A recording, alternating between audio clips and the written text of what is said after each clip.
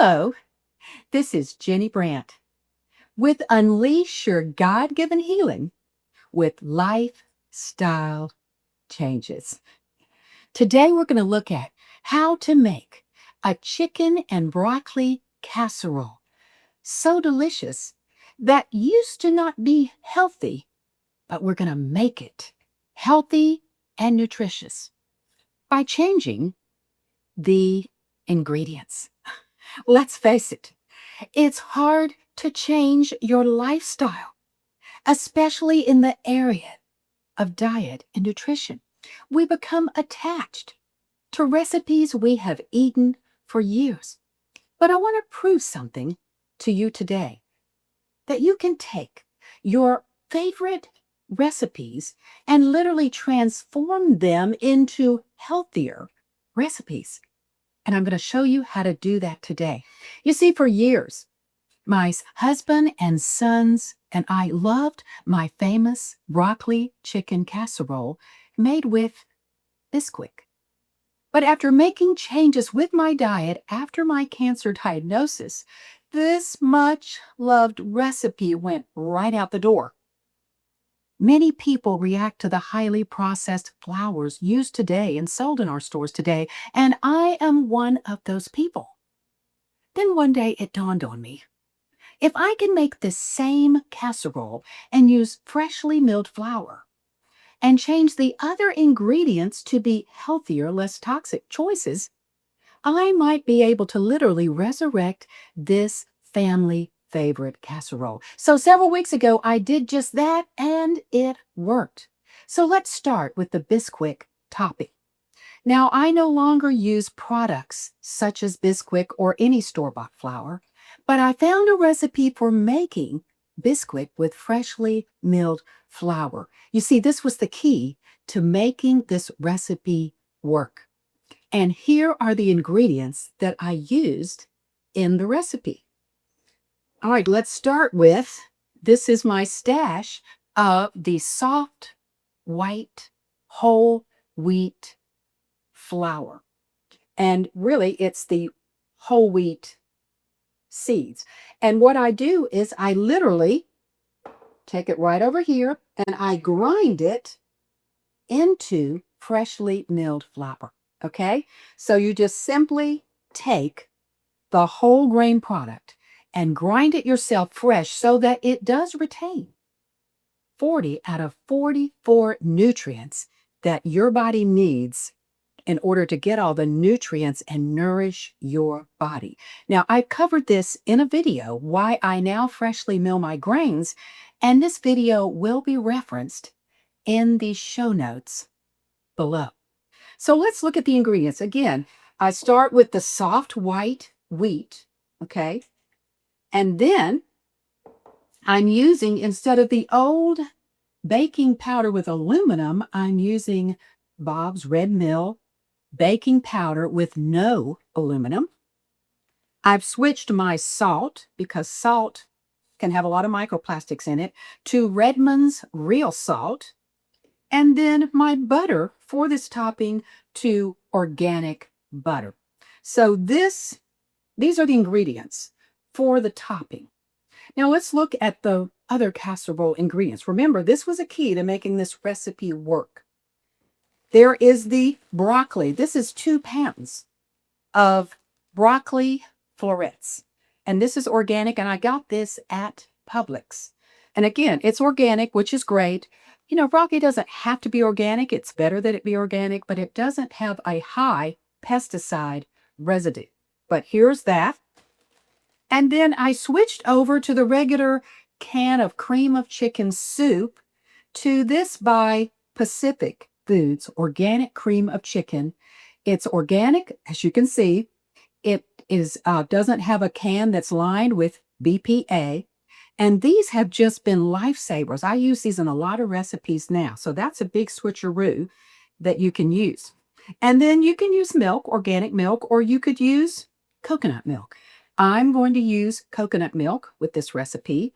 And then a lot of cheeses have all these things added to them that we don't necessarily want. And then the cheese is made from a cow that might be treated with hormones.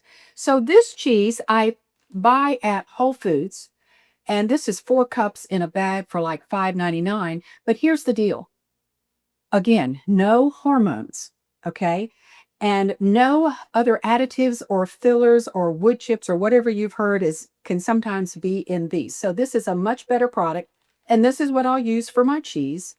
And then I'll use butter, and I'm just showing you a different kind of butter. You can buy the butter that's from Scotland. We went there this past summer, and they don't allow hormones to be used with their cows. So when you get butter from them, you're getting a high quality butter. So that gives you another option. And then here is the chicken I'm using, which is organic chicken from Costco. These are the breast tenderloins that I'm just literally going to, bake in the oven with a little bit of black pepper and Redmond salt just to season it. And so those are the ingredients. And now that you know that, how we switched out the ingredients from healthy to unhealthy, I mean, again, store-bought flour, salt with microplastics, butter with hormones, used to be that way. And the cans I use for cream of chicken soup used to be very unhealthy. The cheese I used to use was unhealthy. And the this organic chicken is a much improved product over the chicken I used to use, where the chickens were fed with GMO feed, which contains a lot of pesticides and hormones. They were given hormones to make more meat. So these are things, again, you change it out, and now what do we have? A delicious but much healthier recipe. So hold on, we're going to get started in just a minute. All right, let's start with our topping, which is absolutely delicious. Okay, now we've already milled our flour, and here's how easy that is to do.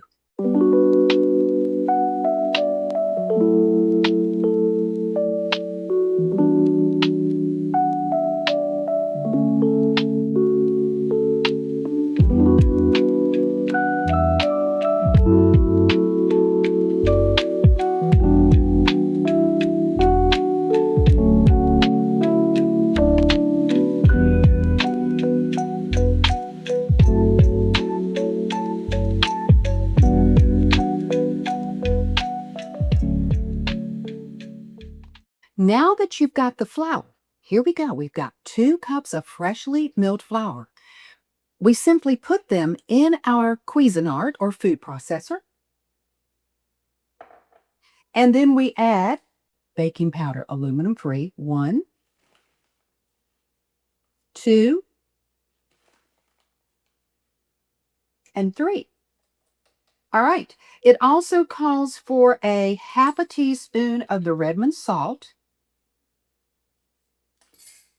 And then you take your butter, and it shows you where each tablespoon is.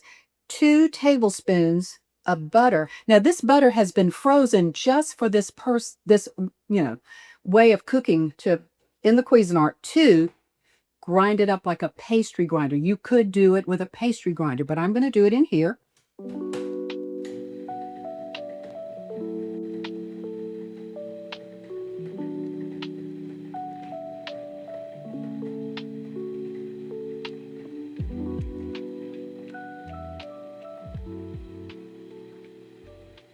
All right, so you've just seen the recipe for how to make your own Bisquick type topping or mixture.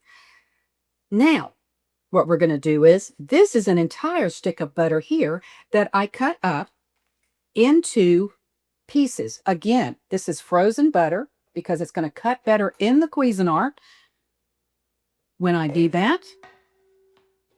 And this completes the topping once this butter is at 2 cups of the Bisquick mix is now being put with a half a cup of frozen butter chopped up.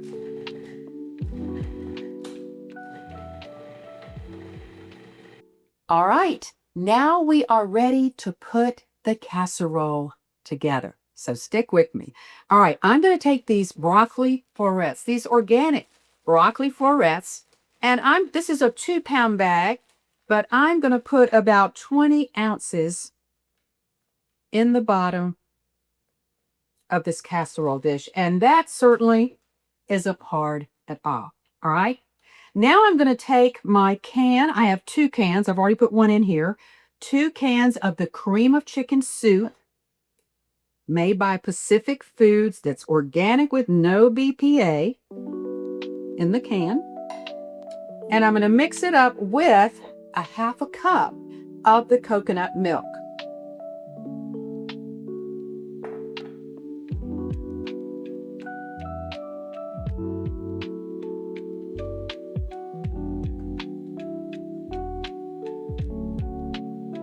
All right, here we go. Mix it up. 2 cans with a 1/2 cup of the coconut milk or regular organic milk or almond milk. All right, now I'm going to pour it over this broccoli and just leave the florets frozen. Okay, you don't have to thaw them. I just poured them in frozen.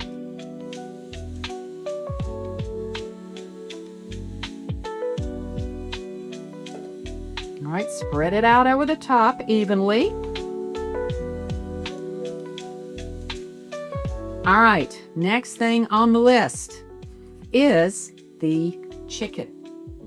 I have already roasted the chicken in the oven and cut it up. This is 2 cups of cooked chicken, lightly salted and peppered. And I'm going to sprinkle this over